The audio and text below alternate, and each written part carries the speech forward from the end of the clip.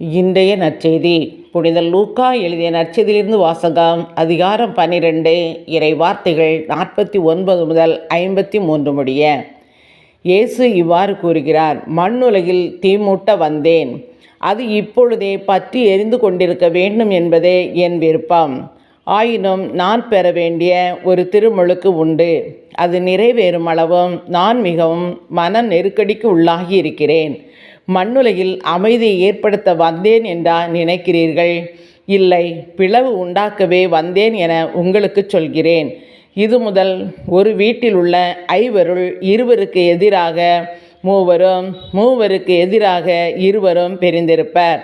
தந்தை மகனுக்கும், மகன் தந்தைக்கும், தாய் மகளுக்கும், மகள் தாய்க்கும், மாமியார் தன் மருமகளுக்கும், மருமகள் மாமியாருக்கும் எதிராக பிரிந்திருப்பர் என்றார்.